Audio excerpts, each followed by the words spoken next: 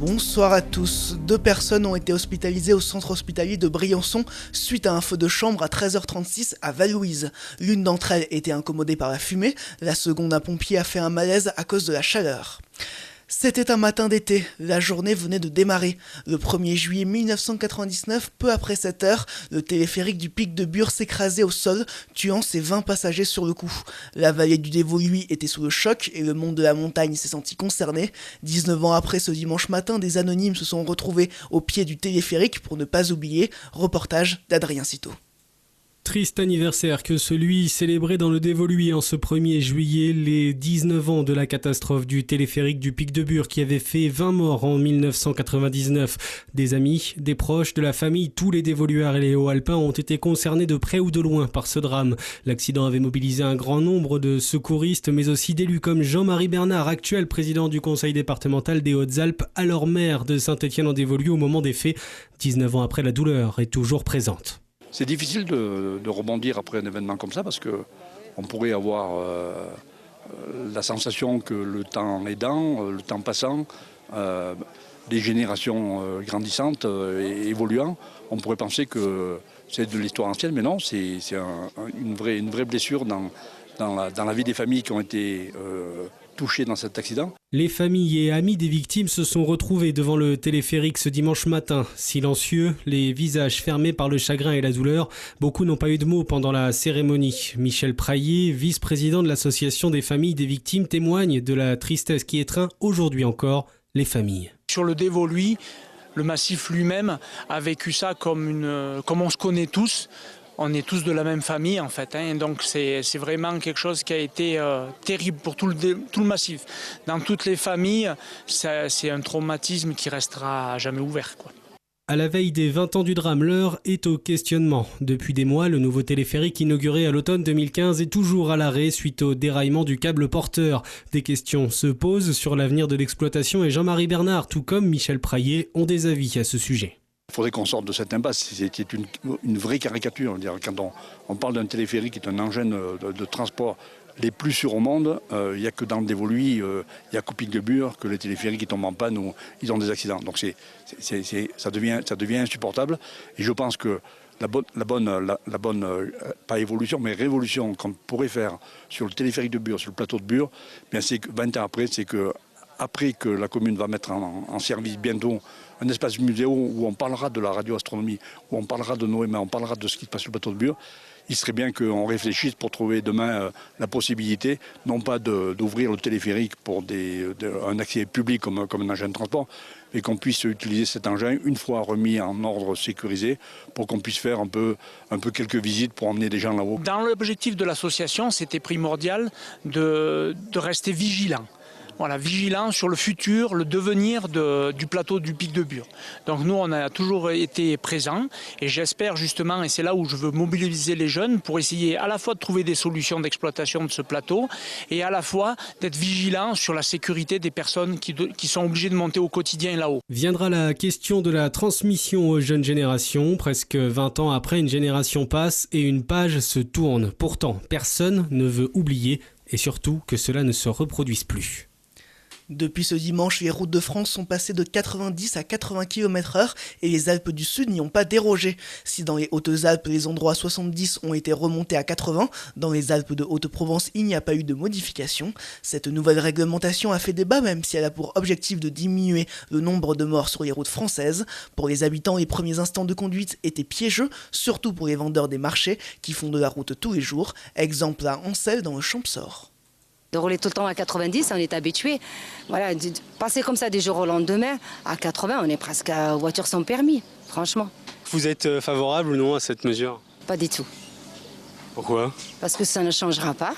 C'est pas ça qui va éviter les accidents, parce que les gens ils vont rouler autant aussi vite. Voilà, c'est pour ça. Moi, je pense que c'est bien et ça peut sauver des vies, mais je suis sceptique. Est-ce que vous roulez beaucoup? Est-ce que vous avez des inquiétudes quant à votre permis? Parce que c'est facile de rester à 90. Oui, j'ai des inquiétudes parce qu'on est habitué, quoi. On est habitué à rouler à 90, alors il va falloir la gymnastique de l'esprit, quoi. Est-ce que vous n'avez pas un peu peur de vous faire avoir sur les radars? Ah, beaucoup. Mais ça, c'est sûr qu'on va perdre des points énormément, ça c'est certain même. Un mot de météo à présent pour les jours à venir, c'était les derniers instants de franc soleil ce week-end dans les Alpes du Sud.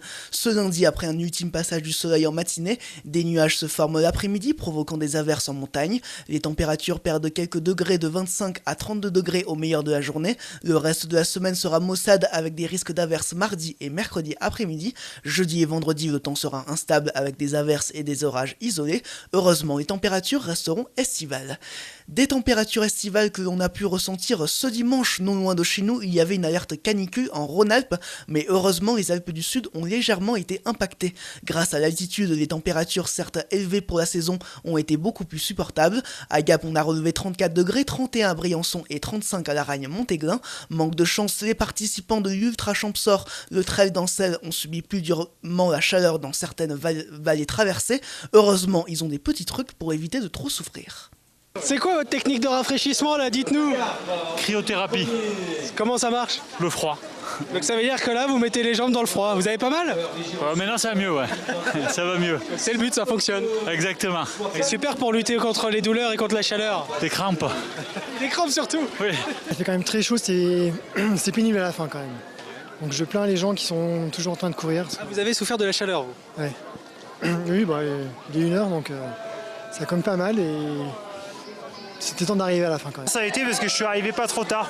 Je suis arrivé avant midi donc parfait. C'est l'intérêt de courir le matin? Voilà, ouais, je me suis dépêché d'arriver en gros. Quels sont vos trucs pour éviter de souffrir? On boit du pastis. Non, je plaisante, on va aller boire une bière maintenant. Ce dimanche s'est donc déroulé les deux plus grands parcours de l'Ultra Champsor de 26 à 55 km. Sur le 26 km, le dévoluard Tristan Calamita a dévancé ses poursuivants et chez les dames, Laetitia Danelli a franchi la ligne d'arrivée la première. Pour le 55 km, la victoire a été décrochée par Hervé Giraud-Sauveur et Sophie Laveran. La deuxième édition du Gap Urban Cross s'est tenue ce dimanche à Gap dans le centre-ville.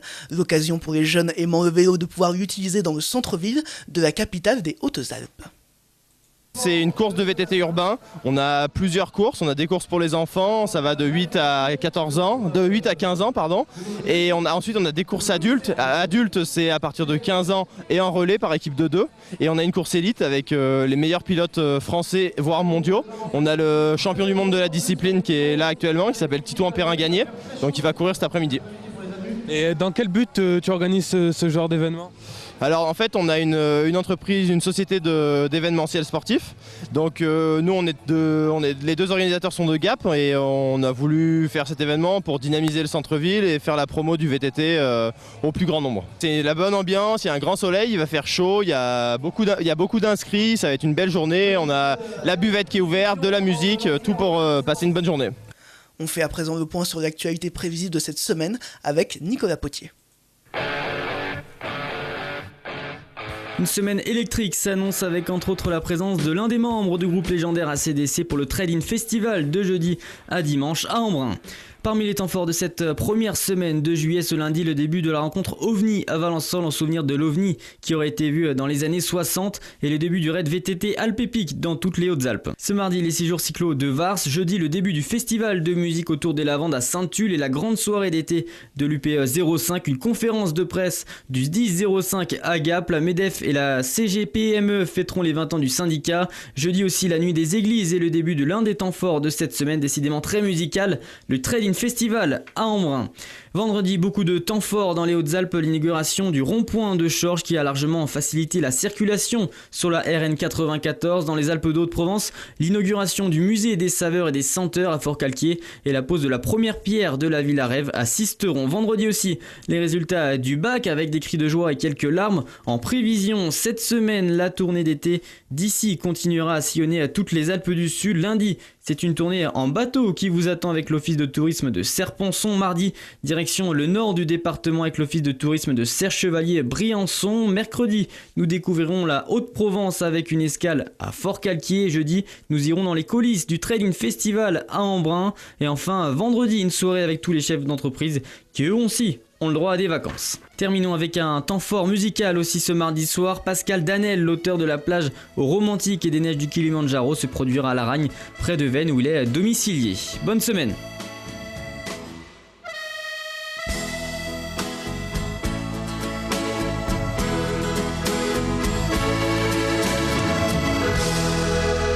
Il n'ira là-bas, pas beaucoup plus loin.